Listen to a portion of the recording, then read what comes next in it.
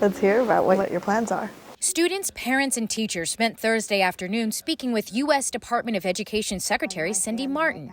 During these roundtable talks, high school students who participate in Civics 2.0, the district's civics program, talked about how they are using their voice to bring awareness to gun violence prevention and taking action. We can do a lot. As kids in this club, we're very powerful. Young adults should influence other young adults onto the right path, at least in my opinion. Parent ambassadors talked about the importance of building relationships between caregivers and educators. Because, we all truly care about my child and everybody else's child. And I feel like parents feel it's a little bit easier to come maybe to talk to us and feel like they're not being judged. Like, I never knew the power parents have in this district. I never knew how much the district actually wanted us. Hearing that, the power parents have. Yeah, and now it's like I see it. I see what we can do. And educators shared what type of support they are receiving from the district to give better instruction to students.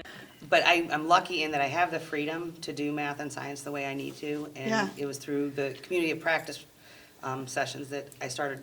He said, I do love the inquiry model. It really takes like a load off of me. Like, it's easy for my kids to research. It's easy for me to work with the group that may need me more than a group that doesn't. Deputy Secretary Marten says these conversations were honest and authentic.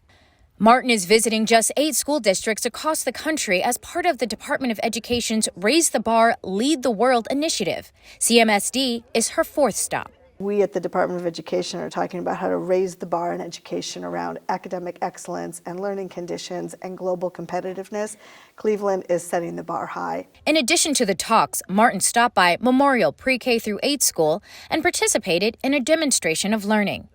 This student project was about what items students would take with them if they had to leave their house during an emergency. I chose to bring this money, and I'm bringing money because I could buy more clothes, buy more food. She also toured Digital Arts High School and Davis Aerospace and Maritime High School. And as we go and look at examples of how districts are raising the bar, what I saw specifically today is raising the bar in academic excellence. How did that happen in Cleveland? How are students getting the supports that they need to be caught up, to accelerate their learning, and to have a broad and challenging, robust educational experience?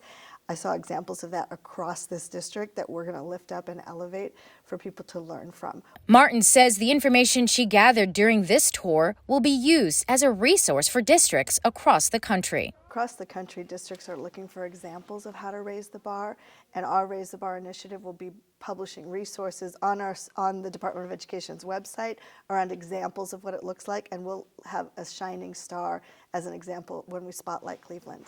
Those who participated in these talks felt encouraged by her visit and glad they could share their experiences. I honestly love that she didn't give any bad feedback, but she actually accepted us and valued our opinions. She looked at us as though we were peers instead of just kids trying to educate adults. She gave us a voice to actually make a difference.